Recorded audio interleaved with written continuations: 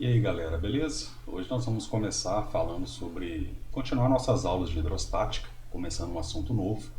Antes eu queria falar para vocês o porquê da mudança do layout da aula e do slide, porque eu pensei que questão de imagem, de uso de imagem da instituição, então eu acho que não fica legal eu ficar usando os símbolos da Polícia Militar nas minhas aulas, sendo que é uma iniciativa particular, não é uma iniciativa institucional.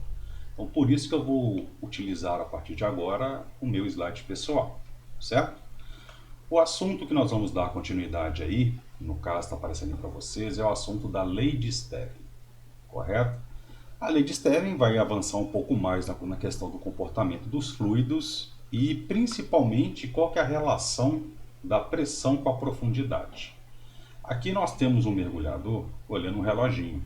Esse reloginho do cara aí, ele serve para medir, por exemplo, o tempo de mergulho, a quantidade de ar que tem no cilindro, a profundidade que ele está também. Não sei se você sabe, mas o tempo de mergulho que você pode ter é inversamente proporcional à profundidade. Quanto mais fundo você está, menos tempo você pode ficar nessa profundidade, justamente por causa do aumento de pressão. E o que permite esse relógio calcular essa profundidade é justamente qual é a pressão que o cara está sendo exercida sobre o cara lá embaixo. E a lei de Stevin que calcula isso. Então vamos imaginar uma certa quantidade de fluido. Aqui no caso a gente está colocando essa azulzinha parecendo com água. Então nesse fluido aí nós vamos imaginar um cilindro imaginário de água, que está de azul escuro aí. Todo cilindro, vocês sabem, tem duas faces, correto? Separados por uma altura. Então nós vamos chamar aqui de face 1, aqui de face 2, e eles estão separados por uma altura h, que no caso vai representar a nossa profundidade. Tomando esse cilindro de água, obviamente ele tem um peso, e o peso do cilindro sempre aponta para baixo. Então nós vamos colocar aqui a setinha no centro de massa dele, o peso do cilindro, correto? Como ele está imerso no fluido, nós temos pressão de todos os lados exercidas por esse fluido, a face 1 e a face 2 vão sofrer ação de forças. Eu vou chamar a força F1, que é a força feita pelo fluido que está logo acima da face 1. E a força na face 2 da força feita pelo fluido que está logo abaixo da face 2. Por que eu coloquei a força 2 maior do que a força 1? Porque à medida que a gente vai descendo pelo fluido, a gente aumenta a coluna de líquido aqui, faz aumentar a pressão e, consequentemente, aumentar a força. Suponhamos que esse cilindro esteja em equilíbrio. Então, pela primeira lei de Newton, se o objeto está em equilíbrio, a força resultante tem que ser igual a zero. Ou seja, quem está para baixo tem que ser igual a quem está para cima, correto? A força que está para cima é F2, é a única. Então eu coloquei ela aqui. E F1 e o peso do cilindro está para baixo. Então a soma das forças que estão para baixo tem que ser igual à força F2. Mas nós não queremos trabalhar aqui agora com relação a forças. Nós queremos trabalhar com as propriedades do fluido. E são quais as propriedades que nós estudamos? Pressão e densidade. Correto? Então nós vamos ter que reescrever isso aqui utilizando pressão e densidade. Então a primeira coisa, nós sabemos que pressão é força sobre área. Então a área está aqui dividindo, passa para lá multiplicando, então a força é pressão vezes área. Então substituindo as forças por pressão vezes área, vai ficar assim, ó. Deixa eu colocar uma canetinha aqui só para poder rabiscar esse trem aqui. Então, onde tem F na equação, eu substituí por P vezes A. Então, F2 é a pressão na face 2 vezes a área. Isso vai ser igual à pressão da face 1 vezes a área. Nota que a área aqui são iguais, é um cilindro, então o cilindro tem a mesma área. Mas peso do cilindro continua nessa parte aqui. Só que peso do cilindro é massa vezes gravidade. Então, no lugar de peso do cilindro, eu vou colocar isso daqui. Então, olha como é que ficou. Né? Só substituir o peso do cilindro por massa vezes gravidade. Mas lembra que a gente quer escrever com a equação levando em consideração as propriedades do fluido?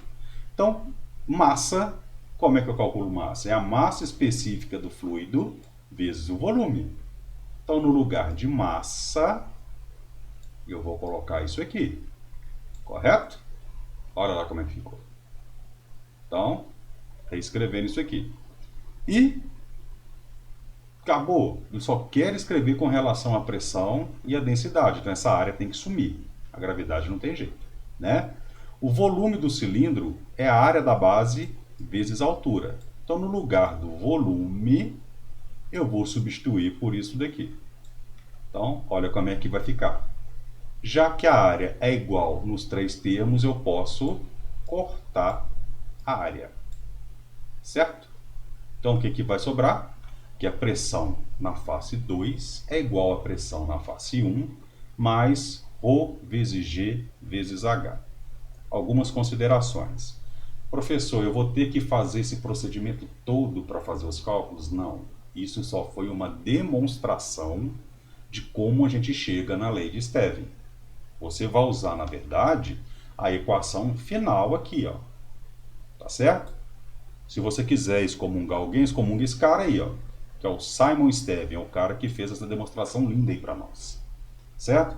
Uma outra coisa, esse termo aqui é muito importante, ρGH.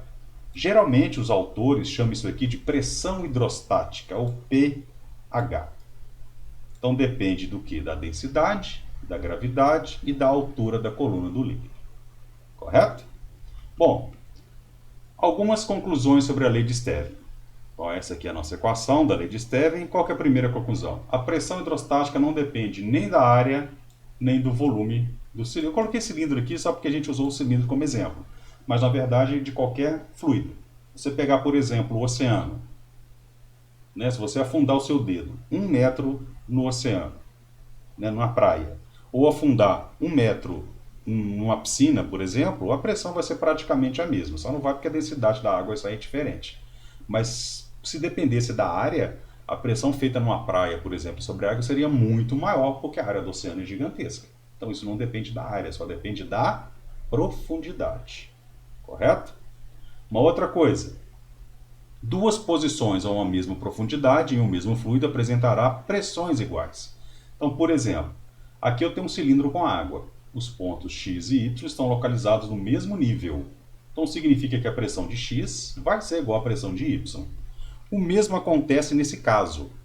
Você pode pensar assim, mas o B está protegido aqui por uma parede. Não interessa. A pressão do fluido, quando você enche um recipiente, ela se transmite igualmente para todos os pontos. E a gente vai ver isso mais tarde. Né? Isso aí é um dos princípios que movem a parte de hidrostática também.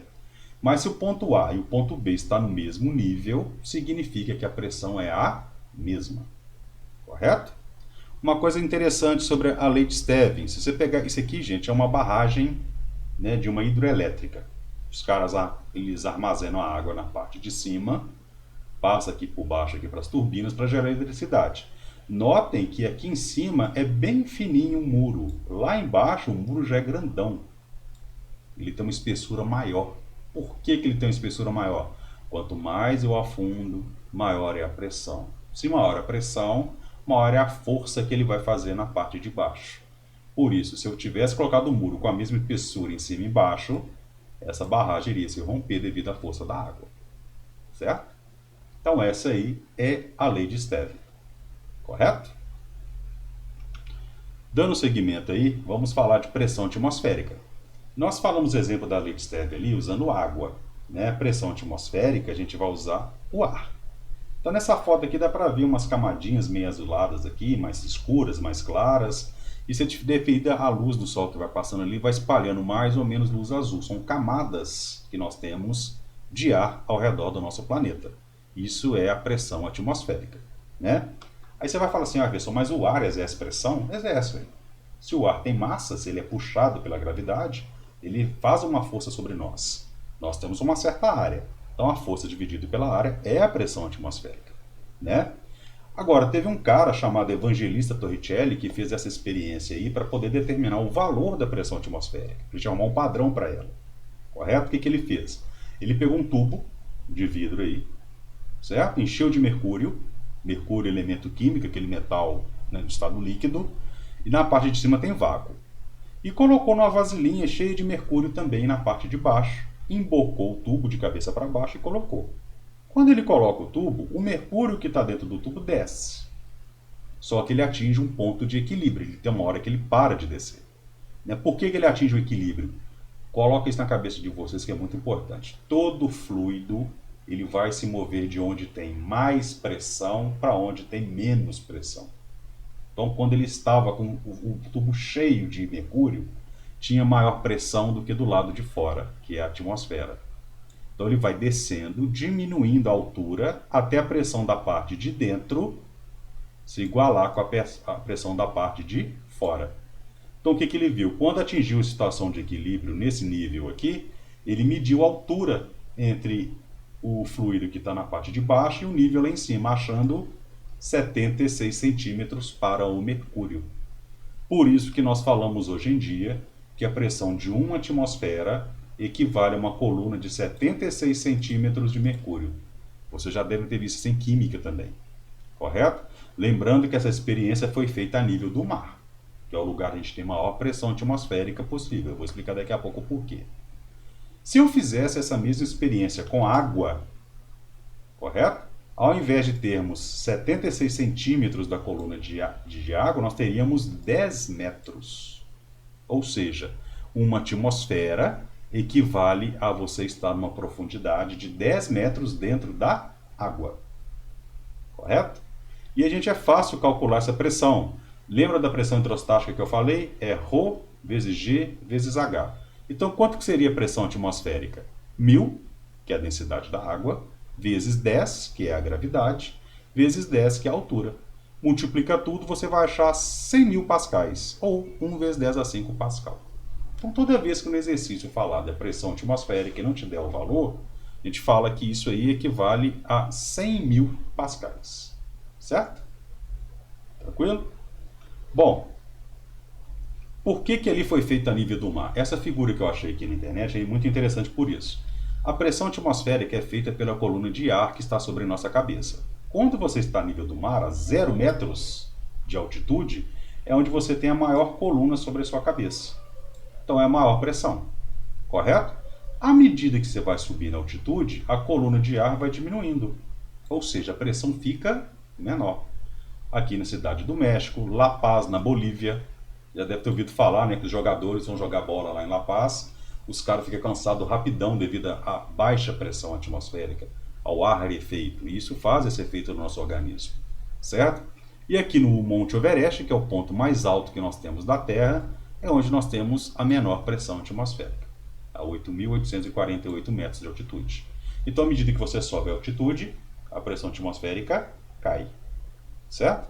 É por isso que no avião nós temos que pressurizar a cabine para a gente conseguir respirar. Se o avião sobe muito alto, a pressão ali fica pequena, o ar não vai entrar para os nossos pulmões, certo?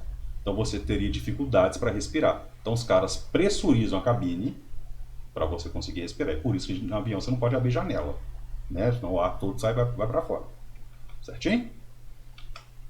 Algumas aplicações dessa lei de Stevin, por exemplo, são os vasos comunicantes. O que seria isso? Notem que eu tenho aqui vários recipientes de formatos diferentes, foram colocados o mesmo fluido neles. Notem que o nível do fluido é o mesmo para todos os recipientes, independente do formato. Se eu inclinar o negócio, ó, o nível continua o mesmo. Certo? Isso por quê, gente? Porque a pressão que está sendo exercida em cada um desses tubinhos aqui é a mesma para todos eles, que é a pressão atmosférica. Por isso que o nível fica o mesmo. Uma aplicação prática disso, rede de distribuição de água. Olha aqui, você capta água, isso aqui é bombeado no reservatório, vai lá para lavar essa água, cai aqui no decantador, no filtro, bombeia para a caixa d'água da Copasa. Isso aqui é importante. Já perceberam que caixa d'água da Copasa fica sempre no lugar mais já notaram isso? Por quê? Ali, no lugar mais alto do bairro, é onde você tem o nível da água da Copasa. Os tubos são ligados a partir daquele reservatório, que são chamados de adutoras, que passam no meio da nossa rua. Um tubão lá cheio de água. E, nesse tubão, fazem as ligações para nossas residências. Se a nossa residência estiver abaixo do nível da água da Copasa, a água sobe naturalmente. Por quê? É um sistema de vaso comunicante. A tendência da água é atingir o mesmo nível do reservatório. Agora, se tivessem construções acima do nível da água, isso acontece em alguns bairros, aí o prédio, por exemplo, tem que usar uma bomba d'água para jogar água lá para a caixa d'água. Se você estiver abaixo do nível da água, isso vai naturalmente, certo? Então, é uma propriedade aí dos vasos comunicantes. E vasos comunicantes com dois líquidos. Isso aqui, galera, é mais a questão de problemas de física que às vezes aparece com esse assunto. O tubo em U está ali. São dois líquidos de densidades diferentes, immiscíveis, eles não se misturam, água e óleo, por exemplo. E o cara às vezes pede para você achar qual é a altura da coluna A, qual é a pressão, qual é a altura da coluna B, qual é a densidade do líquido, um monte de coisa, tá? O que nós temos que falar? Esse sistema, ele está em repouso. Repouso, né?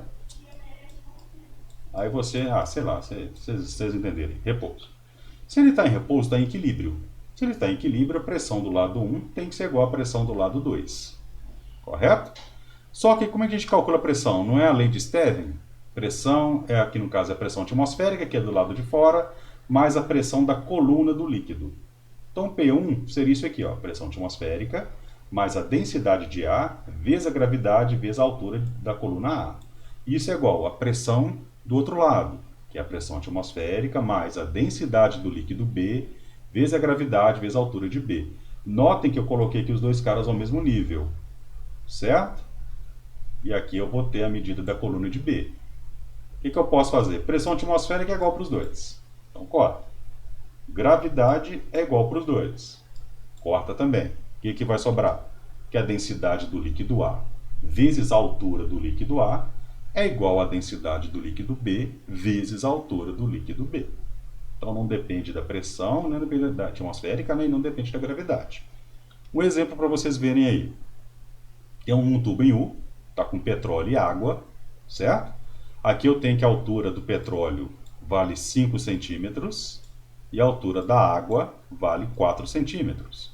A densidade da água nós sabemos que é igual a 1000. Então ele quer saber qual é a densidade do petróleo. Então vamos usar isso aqui, ó, né? Vamos usar essa equação. A pressão do petróleo é igual à pressão da água, ou seja, a densidade do petróleo vezes a altura do petróleo é igual à densidade da água vezes a altura da água. Substitui o que você conhece. Não sei a densidade do petróleo. A altura do petróleo é 5 centímetros. Aqui eu transformei para metros. Galera, uma coisa. Quando as duas alturas estiverem com a mesma unidade de medida, ou as duas em metro, ou as duas em centímetros, não precisa converter. Aqui eu converti para deixar no sistema internacional, mas não precisa, porque o centímetro acaba cortando com centímetro, vai dar na mesma, é uma proporção. Tá? Se quiser converter, converta. Se não quiser, não converta. O importante é que as duas estejam com a mesma unidade de medida. E aqui, substituindo para a água, nós temos 1000, que é a densidade da água, e a altura da água, que é 0,04. Faz as continhas, né? Aqui, 1000 vezes 0,4 vai dar 40. Passa para lá dividindo. Então, a resposta é 800 kg por metro cúbico. Esse tipo de exercício talvez seja o mais complicado que possa aparecer na questão aí da lei de Stevin. Não complica mais do que isso, não. Às vezes eles colocam 3 líquidos, mas o que interessa são os líquidos que estão nos tubos. E a maneira de fazer sempre é a mesma. Densidade de um vezes a altura de um é igual a densidade do outro vezes a altura do outro. Certinho? Então, galera, a aula de hoje é só isso mesmo. Lei de Stevin. Obrigado a todos aí por estar assistindo, né, essa aula conosco. E acho que agora dá uma base melhor para vocês tentarem ler o capítulo e fazer os exercícios que vão ser propostos na próxima aula. Ok? Então é isso aí. Fui!